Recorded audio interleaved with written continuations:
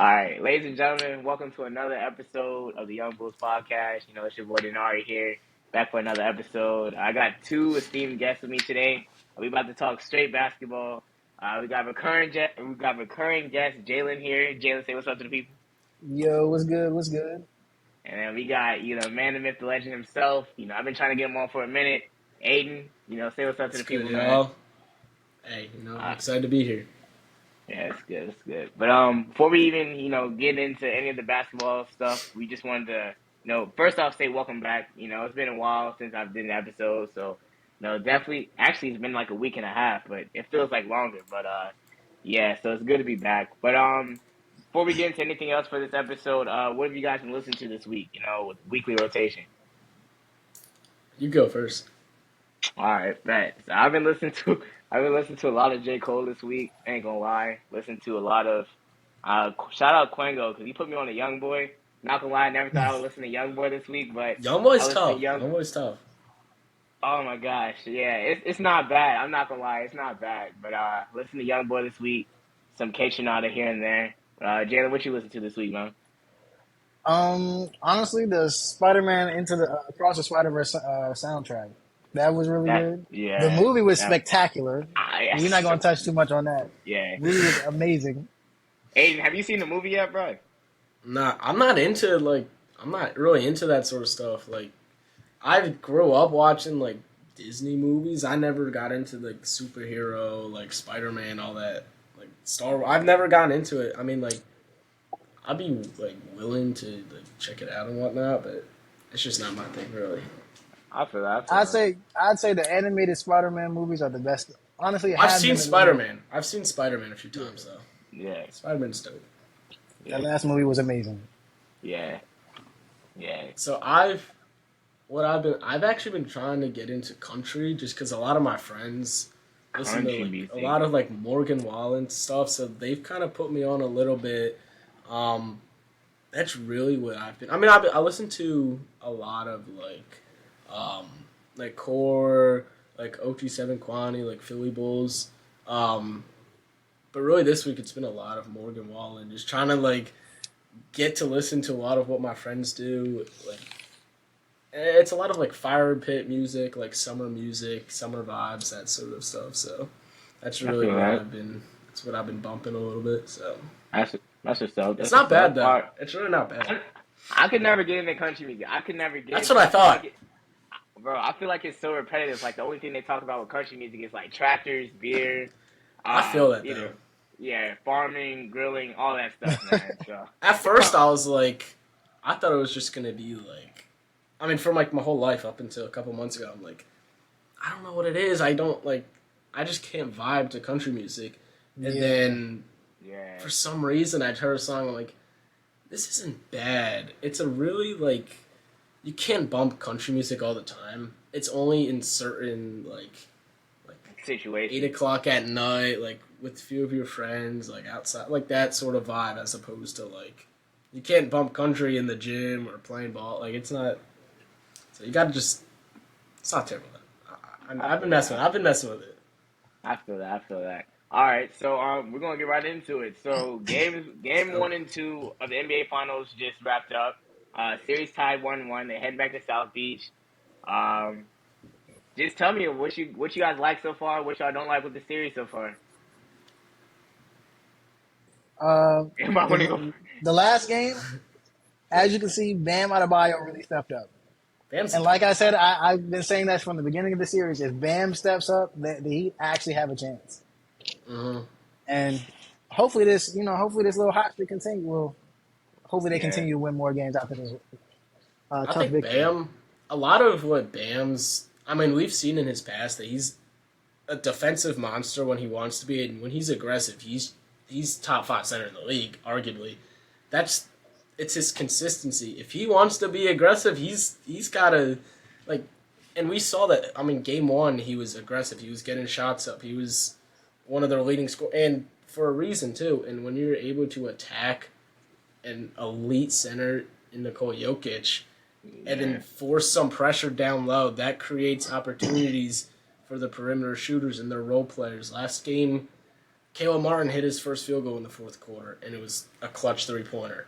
But a lot of that was because Bam Adebayo was so aggressive and so dominant inside to where the Nuggets had to crash the glass a little more and send more help inside, and that caused those guys who were known to just be lethal outside. Duncan Robinson starting that fourth quarter was arguably, I think that's the reason why they won that game. If Duncan I Robinson agree. didn't get hot to start that I quarter, they agree. would not have won that game. And he Yeah, I was agree. dogging. They needed that. Yeah. Game one and game two, for what I saw with the Heat, I definitely saw like a different, level of urgency with game two than I did with game one Miami. I felt like in game one, Miami just didn't have any answer for Murray or Jokic. Felt like they just couldn't really get going, and if they did get going, it was for a short like spurt, and then like the Nuggets would just come back and respond and like give them the knockout blow. But as Aiden just said, Duncan Robinson, what he did in game two for the Heat, that pretty much like I think turned the game around, because what Duncan Robinson was able to do coming off the bench and being able to put those points up and be able to score the way he was able to score, it seemed like the Nuggets didn't have an answer. And the Nuggets, even though they lost that game, they almost messed around and came back and They almost won that game. yeah, they almost found a way to either send it to overtime and win the game. So even with that, like with the Heat, going into game three, man, I just really want to see, just more of this attack mode for Duncan Robinson. I want to see Gabe Vincent continue to do what he needs to do. I need to see, from the Heat, Jimmy Butler needs to, show again why he's that guy. And I feel like just if the Heat can do that for like probably like three more games, they're going to be world champs. But I would not be surprised if the Nuggets end up taking game three on the road here. I would not be surprised. Nuggets got to their role players. I mean, a lot of the offense came through Nikola Jokic scoring the other night, which is something you can't rely on.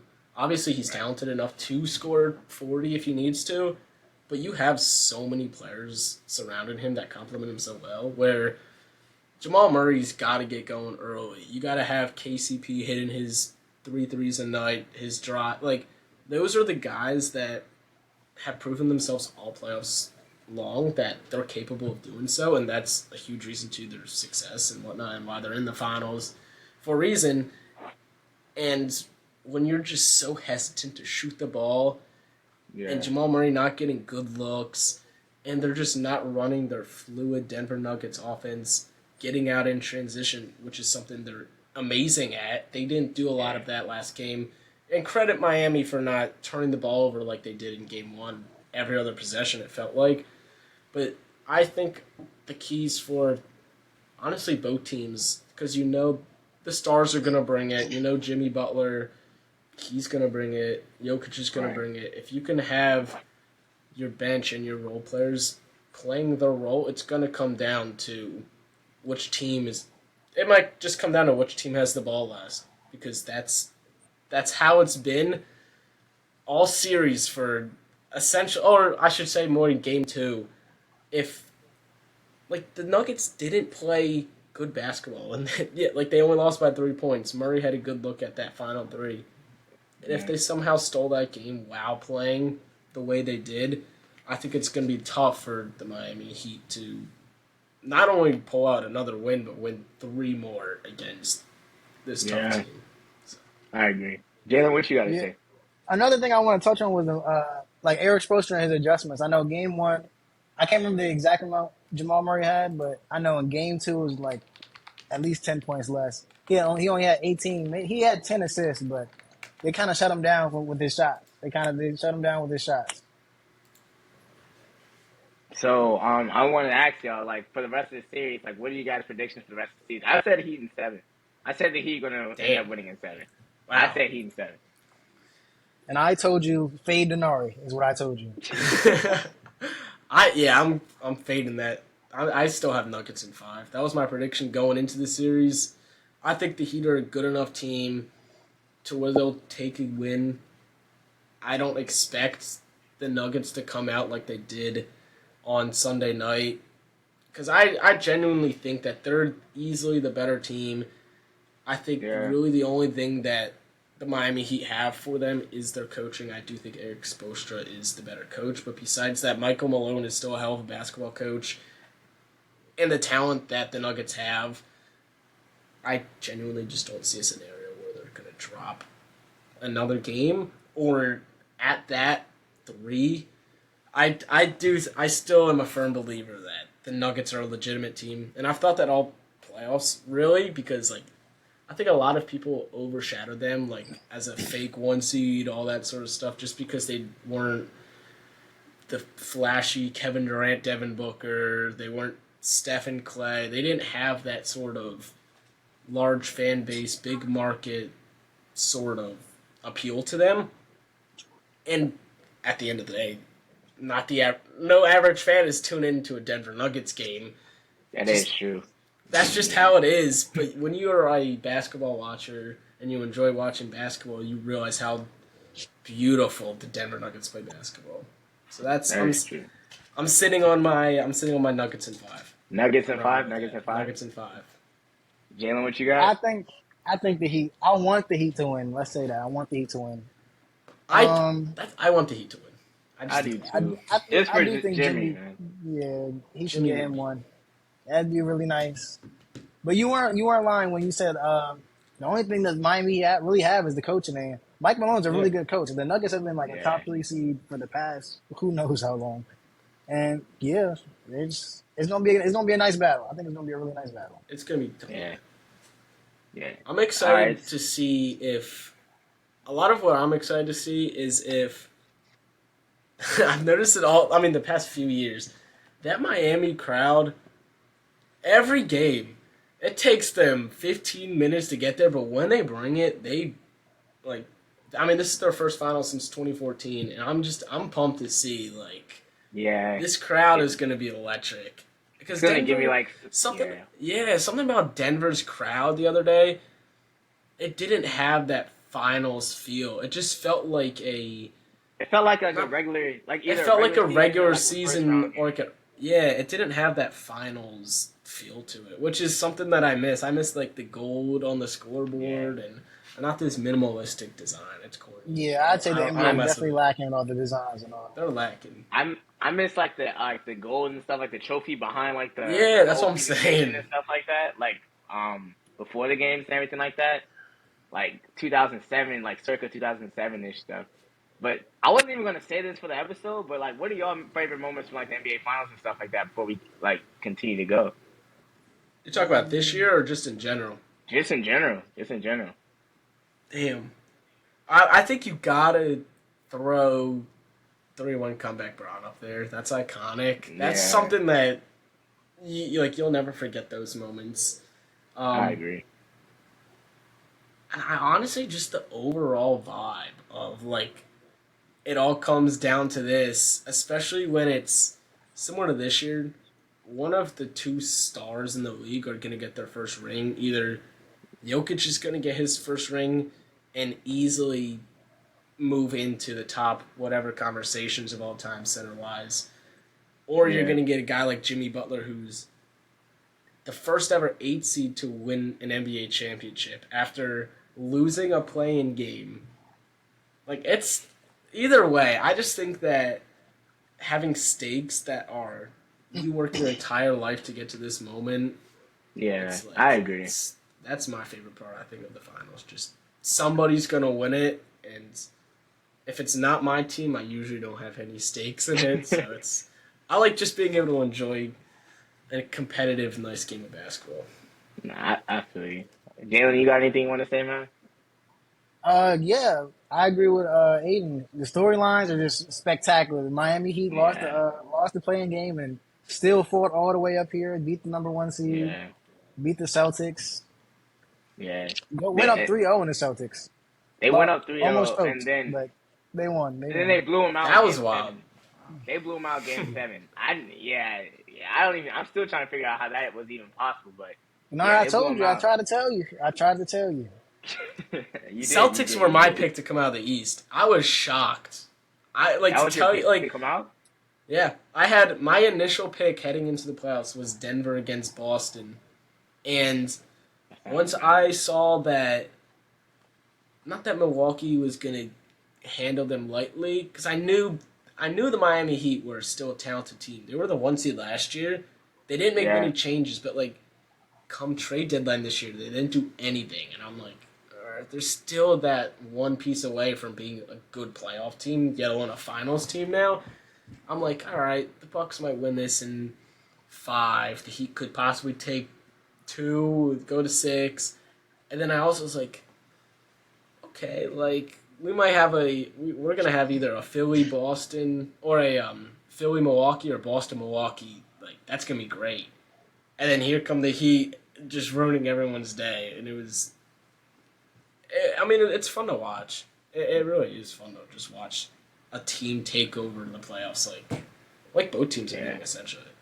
I'm saying Jalen knows this for me, but I had the Sixers coming out the East, and That's I had bias. this. You know that. You know that's It is bias. I very know, biased. It's very I know it's biased. biased. I know it's biased, but I thought it was our year. I mean, Embiid got MVP. I was like, we're gonna finally make noise in the playoffs. We're gonna finally do what we gotta I do. We knew it was took care of coming. Brooklyn. We took care of It's Brooklyn. your year every year. It's your year every year. It's like Once Dallas game, fans. Yes. yeah, yeah. Once Game 6 happened, man, I already knew. I was like, oh god. And then Tatum It was had utter 50. defeat. Yeah, other defeat. But yeah. I mean, for Denver, man, for Jokic, utmost respect for Jokic. What he's been able to do this season, just for the past 3 seasons. When you look at the past 3 seasons that Jokic has had, 2-time MVP, and now he's going about to get either his first ring or his first Finals appearance. Like it's really impressive the way you look at it, and even with him not winning MVP, it just showed, like for me, it showed like what mattered more to him. You get what I'm saying? Like Jokic, he led his team to the 1 seed. He got his team through the Lakers. He got his team through. Then he got his team through LeBron and KD, and took care of business. You know, he's taking And care of Carl business Anthony right now. Towns. Yeah, I'm playing. yeah. Yeah. Oh Also, nah, nah, KD and Bron are not on Cat's level. yeah. Well, they're not You on. meant the You know other what way I'm around. saying? Yeah, I know. Yeah, Yeah, yeah, yeah, yeah. Yeah, but nah. But what Jokic's been able to do this season, man, very impressed. You know, utmost respect for Mike Malone and what they've been able to do in Denver. They've been a talented team since like 2019. They've been able to do what they need to do, and for this year, for them to be in the finals, and for the Heat to be able to do what they need to do as a play-in team at that, just even more impressive, and just really goes to tell like the coaching and stuff, and just the direction the teams are going in. But yeah. Well, with that being said, oh, anybody want to say anything else before I'll, we go? Go I ahead, I Aiden. kind of wanted to piggyback on what you said about coaching, and I just want to make a side point saying that it matters so much in this league, and not just the NBA, but just in basketball and all sports in general. Right. Like that's why I was so shocked that, like Nick Nurse, for example, 2019 he wins an NBA championship. You would think that like when you're a championship caliber coach and you're proven to be a leader and that you can lead a team to one of the greatest accomplishments in the game, you would automatically assume like this guy could do it. We know he can do it. Obviously, there's a lot more to just coaching a team to win. You got to develop players. You got to teach them the right things on and off the court. But we saw so many coaches this offseason almost just being let go to be let go, it seemed like in most cases. Monty Williams goes from Yeah, damn near coach of the year candidate again, as well as last year winning it, to just you're gone, buddy. Like it's and he's such a Budenholzer talented too. coach. Yeah, there's been a Budenholzer ton too. of Coach Bud. You have Doc Rivers, who I think is a little bit more understanding, but at the same time, I'm not putting the Sixers series loss on Doc Rivers, Yeah, I can't either. but I can't either. coaching plays such a big factor, and Michael Malone being there and providing that, I think, very mature mentality to that locker room. Um, I think it's huge props to him, and I think Denver, regardless of their outcome, the rest of this series is taking the biggest step or the biggest leap possible to where, I mean, this is what you play for, and they're doing it the best way possible. You still have a young team. You build around a center. and you play basketball unlike any team's seen before with a dominant passing center. So I want to just give my flowers to Coach Malone here. So that's I, that's I all I agree. wanted to mention before you Nah, move on. all good. It's actually Yeah. crazy because. Oh, go ahead. Go Oh ahead. yeah, go ahead. You good? You good? Speaking on Nick Nurse, if I'm not mistaken, that was like his first or second year on his championship run. But Nick Nurse, that was his yeah, first yeah, Yeah, year. that that was was his his first first year. season. That was his Yeah, first season. as a head coach, and him going to Philly. I'm not gonna lie. Hopefully the Sixers do something with that. I hope. I I like hope. it. I like it for pure basketball. I think he's a phenomenal coach. I'm worried to see how James Harden and Joel Embiid's health Yeah, is gonna I agree. play a factor in Nick Nurse's rotation. He'll run Siakam, Fred VanVleet, and Scotty Barnes out there for 40 minutes a night on a random Tuesday in February, just because. And I'm gonna be shocked if Joel Embiid and Harden play more than 55 games this season. I don't think Yeah, their bodies are built to handle that much especially with playtime. Embiid. I just don't think it's gonna Yeah, I was happen. gonna say Especially Embiid with is. Embiid. Embiid Joel's had not gonna. he's had a history with knee problems and just falling and stuff like that, and just really just getting injured in general. So, and then Harden, he's just coming off a hamstring injury himself, like last year, I believe. So, Yeah, and then also too, just the fact that we don't even know if Harden's going to even be suiting up for the yeah, Sixers it's next Yeah, not year. guaranteed. yeah. It's not even guaranteed. And the only player you have right now that could literally play 40 minutes for the Sixers outside of D'Anthony Melton possibly is Tyrese Maxey. Tyrese Who Maxey, could he's gonna take a huge leap this year. I agree. I agree. I, But with Embiid, I really do not know how he's going to be able to function under Nick Nurse's system. I don't know. Because if I'm not mistaken, Nick they've never Nurse had is a more of a. dominant center. I Yeah. mean, their best center. I mean, I still see Siakam as your four. Their best center that they've had on roster. You can argue if Gasol or Valanciunas. Jakob Poeltl Oh, has been better. I mean, Valanciunas wasn't amazing for that. They've never had a number one option as their center, so it's gonna be interesting. yeah. I do think Siakam and Joel Embiid have similarities to where it's not gonna be a hard adjustment. I think it's easier to adapt as a coach to. I mean, having the MVP on your team as opposed to Pascal Siakam. No disrespect to Siakam, but Yeah, it's right. it's always easier to coach a team that has two superstars, arguably, as opposed to come in and try to build a team from the ground up and develop players. You already have your cornerstone guys, and you have talent around you. So Right. you have that added pressure of utilizing that talent to the best of their abilities, staying healthy, and obviously winning championships. So it's going to be interesting to see what Nick Nurse is able to do in Philly. And they just lost Sam I Cassell to Dallas, or not Dallas, Boston yesterday. Yeah, I did So see that. Yeah, I saw that. I thought he was gonna be if they didn't get Nick Nurse, I thought he was gonna be like the in the running for like they the could have just be the head coach interim, for the yeah. Sixers. So yeah, it's really sad to see. But yeah, Jalen, you want to say anything? Um, no, I don't got nothing much to say. Yeah. But yeah. But all right. So next up, we just talked about Nick Nurse. So now we're just gonna talk about the offseason in general. I was gonna say like what the Sixers need to do in the offseason, but now I just changed it to like offseason in general. For I was gonna say for all teams, but for just like a select few. I say I mean, why don't we start? We could start with Philly. Why don't we touch on Philly as well as I mean, why not? I think I could start this if you'd like. I Go think ahead. Go for ahead. Philly, I think your number one priority is bringing back James Harden. Because at the end of the day, he's still a guy who impacts the game at the highest level. And he runs your offense now. He's your point guard. He's one of, in my opinion, the best passers in the entire league, which is crazy to say now after what we've seen from him in his past. But I think it's I agree. crucial to bring back James Harden. And I fully expect him to return back to Philly under a small contract. I don't see them bringing him back long term.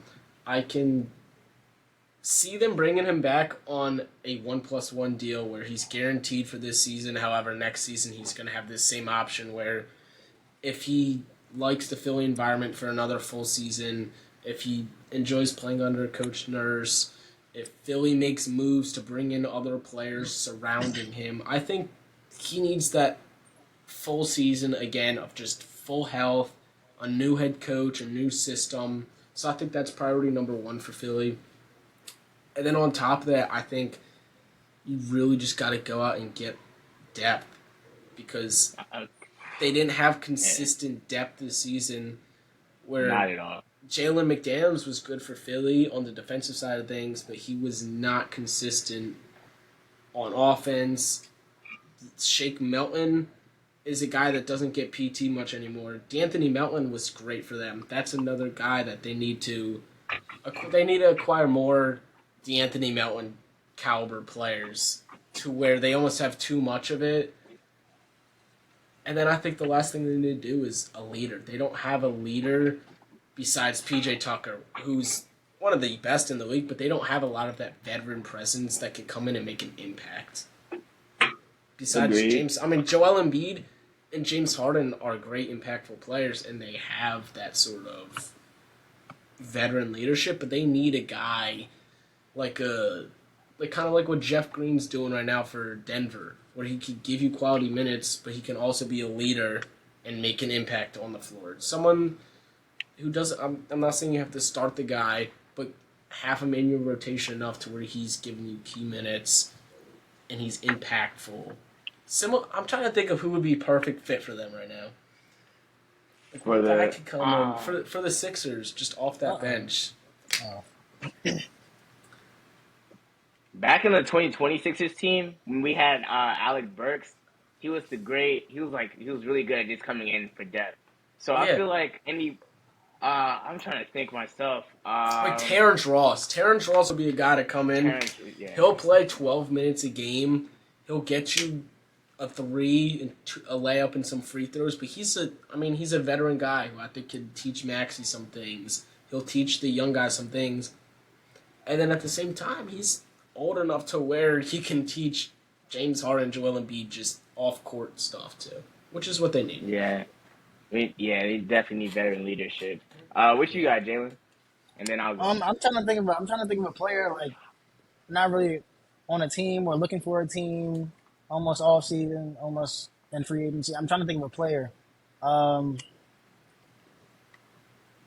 One does not come to mind right now. Yeah, it's not coming to me. Even Dwight Howard for Philly was. I liked what Dwight Howard did last season for Philly, and I know that's a different case now because he's over in China and doing his thing over there. But having a guy like that, who I don't think he should or would get minutes in a Sixers uniform, but it's locker room presence that is much Even needed. back I when, think. yeah, yeah. Even back when the Sixers had George Hill, I loved when they Yeah, had, George Hill was great for them. George Hill. Yeah, George Hill. And just really, I feel like where the Sixers messed up though, when it came to just how they constructed their roster, I feel like it's just still like remains like the Ben Simmons experiment that's just really messed up the Sixers when it came to the roster. Remember when they had Ben Simmons, He was a they dog. had to build. Yeah, he was a dog. He was a dog. But they had to get shooters around Ben Simmons. And then when Ben Simmons left, you have shooters and stuff. But then that's all you have on the bench. You get what I mean? So now it's like an issue where we have a lot of shooters on the bench, but you don't have anything to do with them. For example, you have Furkan Korkmaz, who gets no minutes, who didn't get any minutes in the playoffs, I believe, unless it was garbage time. I don't remember him getting any minutes. He got a He's little bit just, of garbage time. yeah, a He little bit only of got garbage. garbage time. Yeah, only garbage time. At one point, he Rightfully was a so. prominent member. Yeah, but like prominent member. So now it's just like when it comes to like the Sixers, how they construct their moves for the offseason, I feel like the first move needs to be to get rid of Tobias Harris. Like, It's tough. It's gonna be tough. I mean, especially when it comes down to he's gonna be playing contract year. There's not gonna be a team that's willing to give up damn near $40 million for a guy we've seen that he can have his hot games, but then he can just go out Yeah, there and A shoot. non-factor. Yeah, he'll yeah, shoot 5 of 22. Plus minus is negative. And then at that point, you're looking for answers because he's a good role player. I'm not he discrediting is. from that. I think he is a good fit for Philly, just not under the contract and under the usage that he's given. And Right.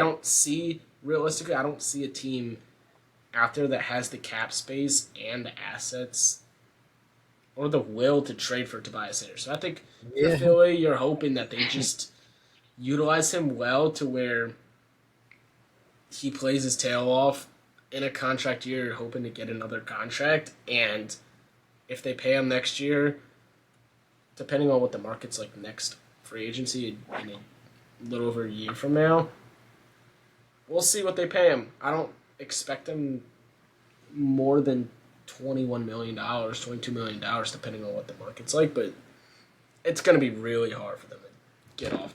It's Yeah, going to be hard. I can't think of a team that's willing to go out and get him. yeah, I agree. As far as and then even as far as with Harden, I don't even know about the Harden thing because it's still up in the air about what he does. If he stays, I mean that's going to be good for Embiid because he's going to have his running mate with him. But if he doesn't stay, who are you going to have to fill in that spot? Because now it's just going to be tough though. You get what I'm saying? Yeah, Or in you some look cases at could be good. Yeah. Go if ahead, go ahead. if if Harden's, let's say Harden just declines the player option and leaves for nothing. If you're not able to get a sign and trade with likely Houston and you get nothing in return, you're looking at Maxey has to not that he should develop or could develop into that star player that you need, but you need him to develop into an all-star caliber point guard because you Right. drafted him with the 21st pick a few years back, and if he's not able to develop, which I think he should be able to, but there's going to be a lot of pressure on him this upcoming Yeah. season where he's going to be the number 2 scoring option. Everyone's going to be looking at him to be this starting point guard on a playoff team, and then that's going to also force bench guys, if you don't go out and trade or sign for someone like D'Anthony Mellon, to also step up. You're going to have to really rely on ultimately younger point guards to lead this team outside of Joel Embiid, which is going to be tough. And Right. Nick Nurse, coming from Toronto, he relied a lot on his wing depth. He loved his OG Anunoby's, Siakam's, his Scotty Barnes's, and then Kawhi Leonard when he was there. He loves those guys. And right now, Philly doesn't. They have a gap at that wing position. So if they lose James Harden and then they have to rely on young point guards outside of Joel Embiid, I think it's going to be really tough for them moving forward. Not only to contend now, but I don't know what your future looks like at that point. You have to. I Yeah. think right now is put all chips in, go out, bring Harden back. If you can't bring Harden back for whatever reason, you need a sign and trade. If that somehow doesn't work out, you gotta just get wings. You gotta get not Paul George-esque wings, but guys that are able to bring it on both sides of the court that can play at an all-star caliber level. Right. Jalen, what you got to say, man? Um, he's mentioning wings. I'm thinking about wings, man. Honestly, I love wings. um, just going all the way back to the Mikal Bridges trade. Honestly, I felt like the Sixers should have got in on that, man. They had him on draft night, Had him. Yeah. 2018. They had him. Yeah. Split second. And we got rid of him for Zaire Smith. That would Who be never beautiful. played a Yeah, possession. who never played a game for us. Mikal Bridges Yeah. is your number one target this offseason. I don't think Brooklyn makes this trade. Just inner conference, same Definitely division. not.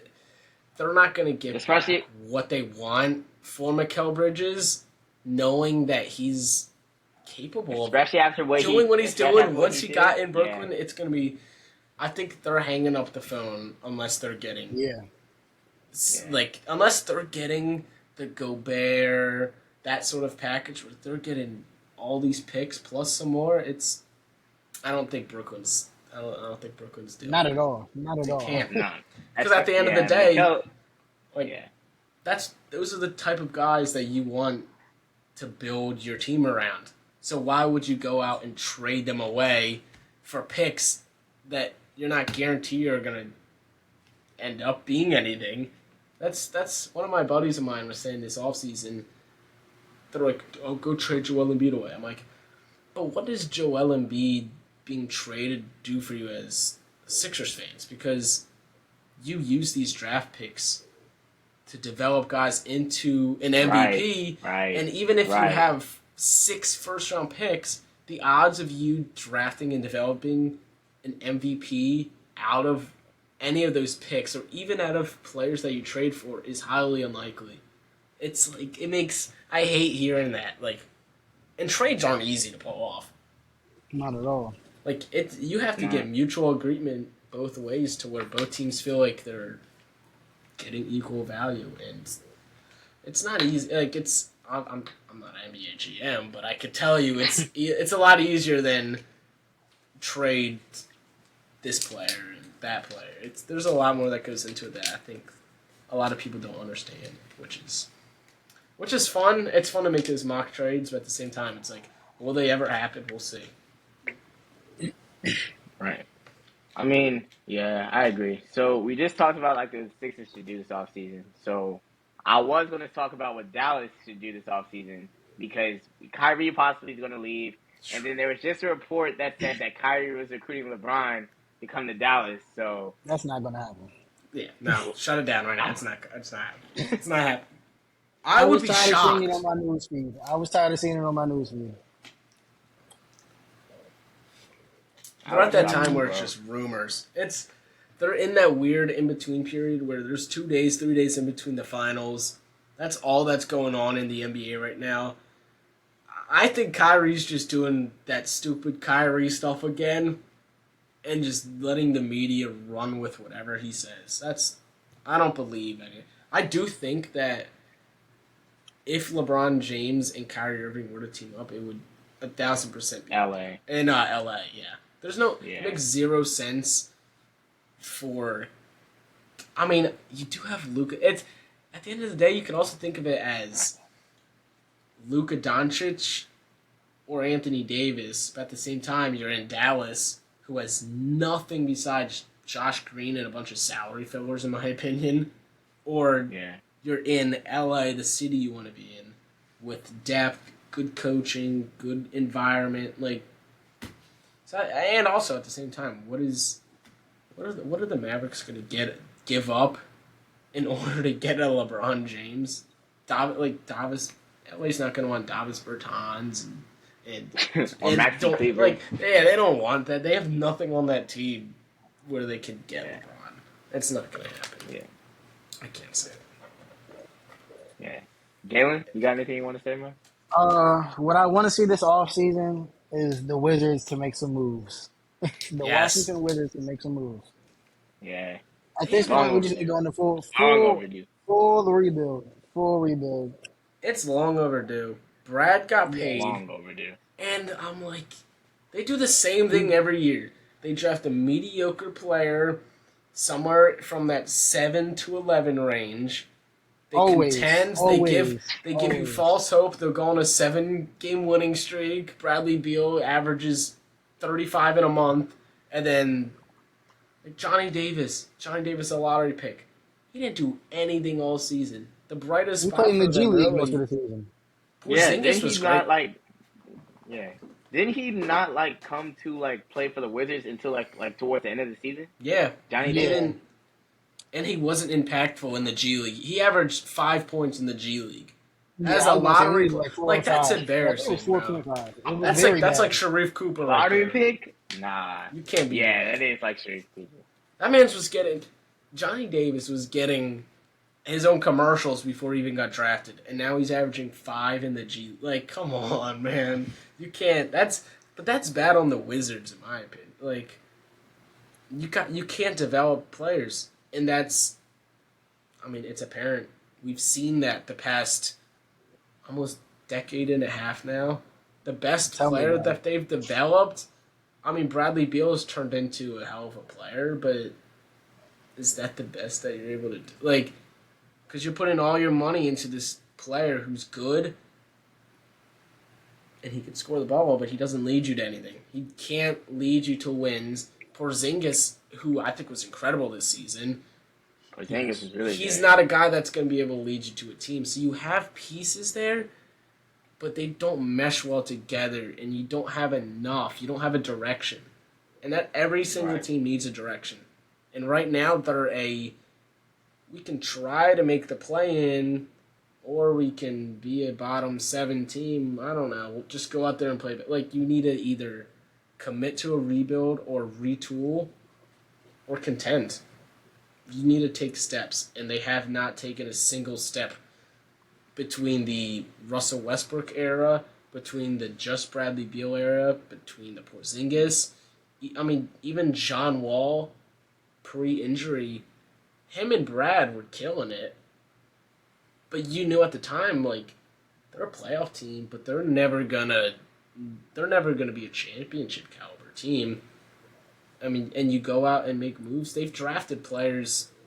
The only player that they've drafted that has done anything for a different organization now is Rui Hachimura, and you let him go for nothing, and then you It was just have Kendrick Nunn and some randoms.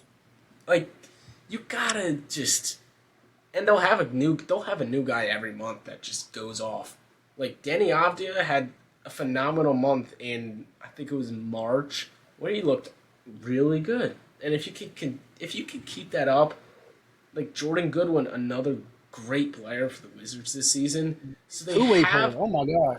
they have stuff there, but they don't have a direction, and that's really frustrating because the Wizards they have stuff there. They just need to work on. If they like, for me, I think if you're the Wizards, go out and be like, we're going to be a playing team next year, no matter what. Our goal next year is to be a top 10 seed. We're going to have pick 8 in this year's draft, I believe it is, 8 or 9. Go out, Yeah, we have take Anthony Black. Take Anthony Black, who's one of the best playmakers in this draft. He's going to fit right in next to Bradley Beal. He's your point guard for the future. Build around Porzingis at your center who could stretch the floor and just target the playoffs. Or the play-in, at least. I think you have to take a direction. Or, if you don't want to do that, go all in. Just tank it all. Just don't, pick one or the other. Because that middle ground is not going to get you anywhere. Having the 8th pick every year is not going to help you. Every single year. It's Yeah. not going to you don't move the needle that way, especially when you're not able to draft well. What's the point? If Yeah, I'm what not I've been saying mistaken, forever. Go ahead. yo, Jalen, if I'm not mistaken, didn't you guys draft like Isaiah Todd? Mm-hmm. Yes, yeah. Zaytown. Yeah. Did that ever? Did he ever develop, or is he still with the Go-Go's, or did he even Uh, get traded? I think he's in the G League right now. I think he is. At this point, who knows, bro? But what I've been saying for forever, like we are the capital of the United States, and we are not a big market at all. It's Like we have no terrible. decision It's making. We have no bad. Really decision bad. making. We have no It's really creative. bad. It's just we can't do anything, and we're the Even, capital of the United States. even with like the fans and stuff like that, like They don't I don't even. think the Wizards. Yeah, like even like going back to like when they were back in the play-in tournament, like in 2021, 2021, yeah, like against the Pacers. yeah, 2021, like it didn't seem like a playoff game. It just seemed like a regular season game, just like looking at it from TV. Yeah. I don't think the excitement from like being, I don't, I would say like the excitement like from like a fan base. I don't think I've seen that since like maybe Game 7 against Boston when Kelly Olynyk went off for like 28 points. But just for like a team in general, like Jalen, if you're the GM of the Wizards, what are you doing this all season? Like, What I've been saying for the past 2 years by now, get rid of Bradley Beal. We have to, well, in order to get rid of him, we have to find someone to just take his money. It's out He there. has a lot. Yeah, he has a lot. We're giving him a lot of money. You are giving him a lot of money. It's And we out just go there. into the full rebuild. At this point, we just take those 3 or 4 losing seasons and hopefully do something later, man. I watched But in order to do every. that, oh, go ahead, go Oh, ahead. sorry. No, you can finish what you're saying. In order to do that, we need like good trainers. We can't even develop anyone, and it's just really bad, man. It's just really bad. I was gonna say I watched every single Wizards game, or probably 75 of the 82 Wizards games that regular season, just simply because of Russell Westbrook, because he's my favorite player Yeah, of all time. If you didn't know, and seeing that man play basketball in a Wizards jersey it made was me so realize lit. that there's still I realized that there's still hope for the Wizards fans, but a lot of it was just like you're in such a small market, and it pisses me off because Bradley Beal doesn't care about anything besides Washington. They'll be down 30 points and he's on the bench smiling. He doesn't care about anything else, and he's not used to playing in a winning environment. And I think that's a big reason why he wants to stay, because he almost just doesn't have any pressure on him. He's gotten paid twice now, even after not proving to be a leader or to contribute to winning basketball. And unless they make changes and are a quality playoff team or compete for something serious, Bradley Beal is going to take that any day of the week. He could go out. He's living fine with his $40 million that he's making. There's no reason for Right. him to. There's no reason for him to want anything else. He's in the perfect scenario. He could just play basketball, get money, not care about anything else. Which sucks because I think the Wizards do deserve better, being, like Jalen said, in the capital of the United States. But Right. Wizards they're a mess. I agree. Indeed, I man. agree. I agree. I mean, I don't know, Jalen. I mean, maybe like in 2 or 3 years, who knows? Maybe top three seed in the East. No, Who knows? never No, that. no.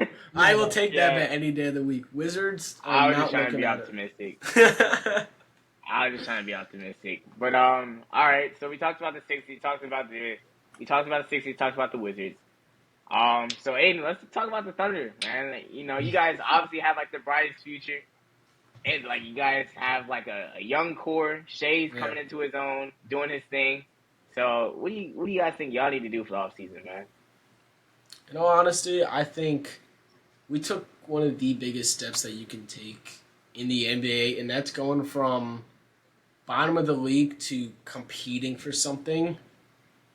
That being the play-in, winning a play-in game, and they were only one game away from being in the NBA playoffs. Going from the second overall pick in Chet Holmgren, who I think the main thing that the Thunder need to do this offseason is just keep developing their players, and on top of that, figure out which players they want to keep long term. Because at the end of the day, you can't draft with every single pick that you acquire. And the players that you do acquire via the draft, not every player is going to get burned. Like, there's going to be times where Trey Mann, they're going to have to figure out what they want to do with him, because there's times where he looks great, then there's times where he comes in chucks and he just doesn't seem happy for the environment. Do you keep him long term, or do you hope to go out and get now a backup veteran point guard who can not only mentor Shea, but provide some sort of quality minutes without taking any opportunities away from the young guys that you want to develop? And I think as a Thunder fan, I have a good understanding on who's going to be there long term and who kind of feels like a filler player or possibly a two-way player down in the blue for a little bit. So my dream offseason, or my realistic offseason I should say, is at 12 I see them taking hopefully a guy like Taylor Hendricks, an elite wing, because we know Sam Presti and the Thunder organization are great at developing players, and really just allowing guys to stay healthy, make decisions on who you want here long term, and actually make those moves. And I think they're at their point where if there's a star that hits the market, go for it. Why not? It's worth. I think now is the time where you're like, you want every season for every team, you want to take a step forward Right. in the best way possible. When the Thunder wanted to trade Russell Westbrook and trade Paul George, the initial idea was they were going to be a bad team. Chris Paul's getting old. Shea's going into his second season. This team's not going to be good. They went out, competed. They made the playoffs as the 5 seed. Then Chris Paul gets traded. Gallinari, Steven Adams, these guys get traded away. Now it's all young players. Well, you're not improving record-wise. You're taking a step forward and committing to the tank. You go out and get Josh Giddey. He has a great rookie season. You tank again, you get the second overall pick in Chet Holmgren, who doesn't play a single minute. You draft Jalen Williams out of Santa Clara at 12. He develops into the second best rookie this season without having your number 2 overall player. So if you're able to take leap by leap, there's a little bit of that added pressure now that you're at the point where you're at, to where teams are going to be expecting the Thunder to be in that playoff mix as opposed to the play-in mix.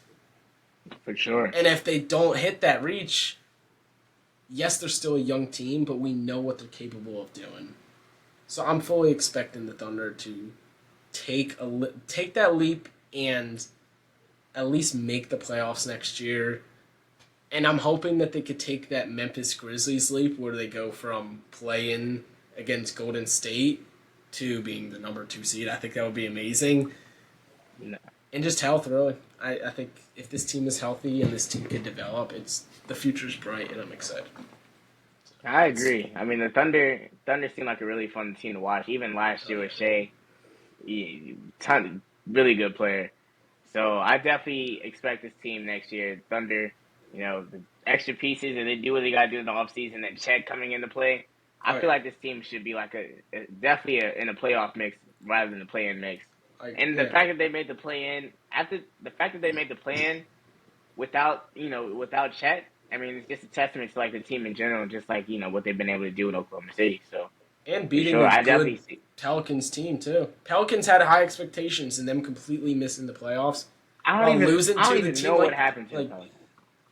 Health, I don't even really. know what It was happened just. to the I think a lot of that came down to CJ McCollum looked old. He lost, or the second half of the season, CJ McCollum just looked off. Brandon Ingram's toe killed them. Zion Williamson being hurt killed them. It was Willie Green did the best he could in my opinion, but they were that 20-game stretch where they lost 16 of them, I believe it was, or 15 of them. That took them from being the number 1 overall seed in November and December to missing out on the playoffs completely. So I think they'll be fine though. They're a team I expect next season, when fully healthy, to be in that in that elite contention. All right, and then the last thing I want to talk about in the podcast, the last thing I want to talk about, we touched on this team a little bit earlier when we were talking about the Heat, but we want to talk about the Celtics, Boston Celtics. Obviously, they got blown out Game 7 to the Miami Heat. Obviously, there's a lot of questions, a lot of answers that need to be given in this offseason. And you got Tatum, you got Jalen Brown, you got the whole team in general. What do you think the direction? Obviously, the Celtics are going to be contenders next year, but obviously, either without one of their stars or with both of them, they're just going to have to pay. But, what do you think should happen with the Celtics, and what do you think the future of it is? You can touch on that first, Jared. Honestly, I think what's best for the Celtics is that Jalen Brown and Jason Tatum split. And to be honest, well, I saw an analogy comparing them to like how Russell Westbrook and Kevin Durant were on the same team. How when they split, I mean, both of the players did really good in their respective teams. I mean, Kevin Durant getting 2 rings, on Russell Westbrook winning MVP. I just feel like it's for the best. Damn, it's it's tough to say right now because we know Jaylen Brown could be such a. I think Tatum's locked in. He's a Celtic for damn it. I don't know how long, but he's going to be there for the long haul. Do you want to? We know Brown is eligible for that supermax after making All NBA. Is he a supermax player though?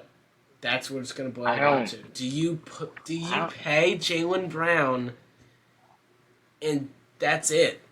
You're paying Jaylen Brown and Jason Tatum. You have no other money to spend, That's what I'm and saying. now like we know how talented that duo can be. We know and there's also so many signs pointing that Jaylen Brown is not happy in Boston. I don't know if you guys saw it, but the burner account on Twitter saying that like I'll be cool also with Atlanta and Portland. Those seem like cool, and it's it's a really tough scenario for Brad Stevens to be in right now because I feel like you're not winning, especially because if you trade, or at least initially, when you make that trade, you're trading away Jaylen Brown, who's one of the best young players in the league. All eyes are going to be like, why'd you trade this player away for whatever they get back in return? Or if you pay this guy this offseason at least, you're like, damn. After the performance he had in the playoffs, Right. you're Right. paying Especially this in Game guy Seven. for someone who doesn't want to be in Boston, and it's obvious. It's obvious he doesn't want to be here, but it's really tough to give up a quality young player in Jaylen Brown. It's a really difficult situation for them to make, and I think they're gonna wait another season to do it because they don't have to pay Brown until next season if they want to do so. So I'm a believer that they're gonna let this roll out, and I think it's going to be a little bit interesting to see how Jaylen Brown feels about that because obviously we know that it must not feel great that there's even conversations about do we pay him or not, even though he's eligible for this amount of money. So I think that's also going to play a factor into do they really want me here, and if they really wanted me here, they would have paid me by now. So I think this is going to be a prove it or lose it sort of season for Jaylen Brown I on both agree. I agree. sides, and not just on the court but off the court. You need to start getting a little more involved in just those locker room, out of basketball sort of scenarios where you could develop that sort of player attachment with, or that sort of fan attachment with the Celtics fans in that organization once again, because I think a lot of that has been lost over the years. And if you're not able to have that, it's tough to want to be in an organization where a lot of eyes are on you for not the right reason. I agree. I agree. I feel like with Jalen Brown and Tatum, I feel like it's best for them to part ways. Obviously, what Jalen said earlier, Jalen said that it's like the situation with Russell and Katie, where when they both split, they're able to be good on different teams. I just feel like it's time. I feel like after this playoff, especially, I don't. If Jalen does ask for the money this offseason, I don't think the Celtics are going to give it to him. They're going to let him walk. I don't think they're going to look to pay him that super max because as I just said, with the Supermax, you have to show that you're a Supermax player. And Mm-hmm. with Jalen Brown, he has flashes where he looks like one of the best players on the Celtics, but he doesn't do that consistently. And he definitely didn't do that consistently in this playoff either. So not even just in the Heat series, but I didn't see consistency in any of the series. You taking him back to the Sixers series, where he was like the best player on the Celtics. So um, I just don't see. I don't see Boston. If Jalen Brown says this offseason, I want the money. Show me the money. Boston's going to kick him to the curb and have him go to another team. But I really do not see him getting a supermax this offseason. That's just me, though. That's If just you're me. Brad Yeah, piggyback. Stevens, Oh, go ahead, go ahead. I was just if you're Brad Stevens and you get a call from Portland centered around that third pick and Anthony Simons, what are you saying? Yes. That's a tough one. Not Damian Lillard. That's You're pairing Jalen Brown with Damian Lillard, not Jason Tatum. It's if you get that third pick, Simons and some other filler stuff. What do you do? What do you think? What it seems like I saw the Hornets are leaning towards Brandon Miller, so Which is stupid. yeah, So dumb. very. But potentially the third pick is Scoot Henderson. So honestly, that's a tough one, man. That's a tough one. If I'm Brad Stevens, I'm saying yes to that. If I'm Brad Stevens, if on draft night Wemby goes 1 to the Spurs, if I hear Brandon Miller get drafted at 2, I would be open to calling the Portland Trailblazers in a trade revolving essentially around Scoot Henderson at that point for Jalen Brown. And if somehow you're able to avoid getting back Yusuf Nurkic in that trade, I think that's great. If you're able to have a team around Anthony Simons, who I think is one of the most underrated players in the league, in my opinion. That kid's a Good stud. Agreed. point. If you're able to Agreed. have a young team around Jason Tatum, Scoot Henderson, as well as Anthony Simons, that's the step in the right direction. Because I don't know what else value-wise you're going to get for Jalen Brown that's going to be not only right now success, but future. Because there's not Correct. many teams out there looking to trade away young talent to win now.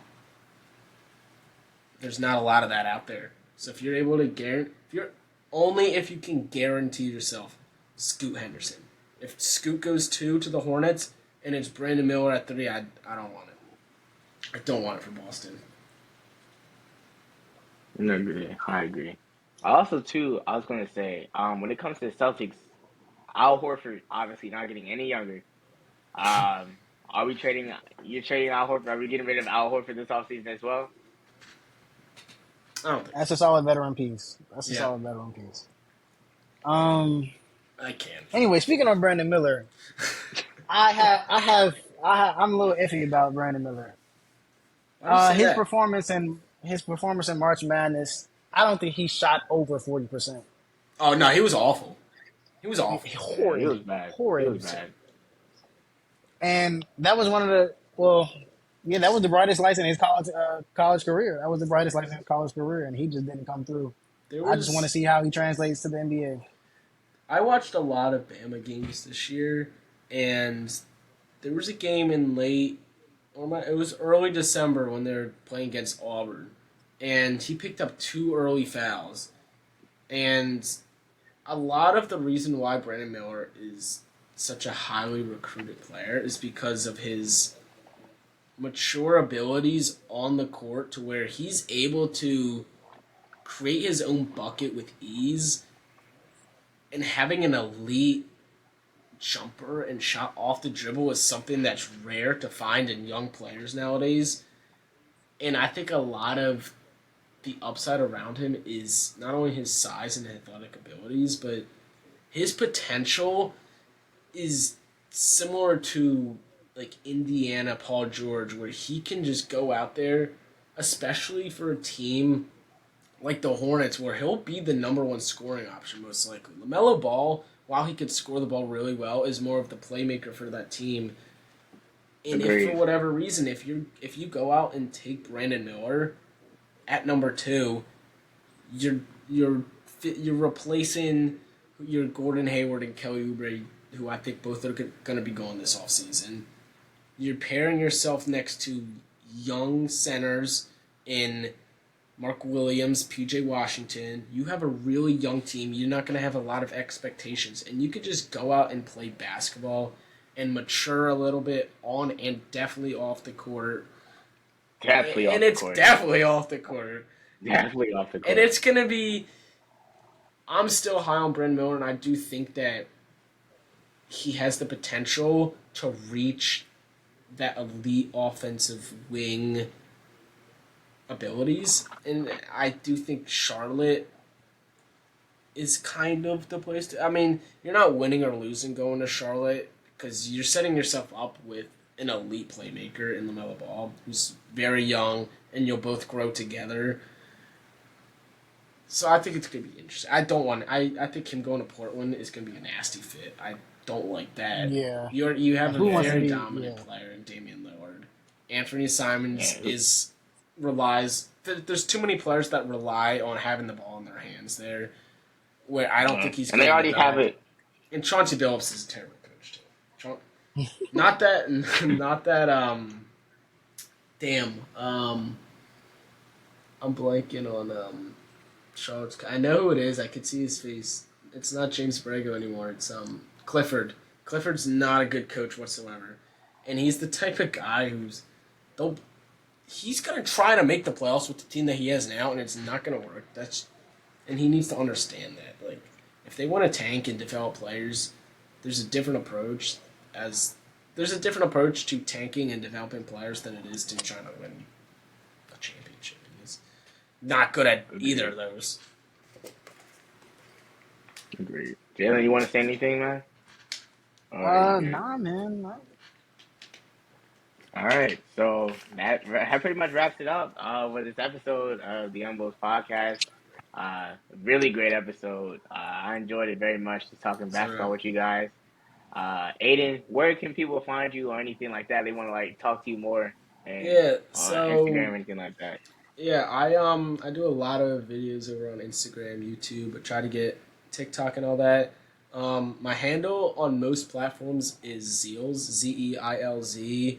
And then on Twitter and Instagram, it's Zeals OKC. So the same thing, Zeilz, and then just OKC at the end. I do a lot of similar to what we're doing now, just talking about hoops. Over on Instagram, I make basketball videos as well there. So I'd really appreciate it. If you stop by one time, just check the videos out. If not, hey, I can't tell you what to do and what not to do. But it was a great time being on Youngbouls podcast. It was a ton of fun just being able to talk hoops with two other great guys. So I really appreciate thank you for everything.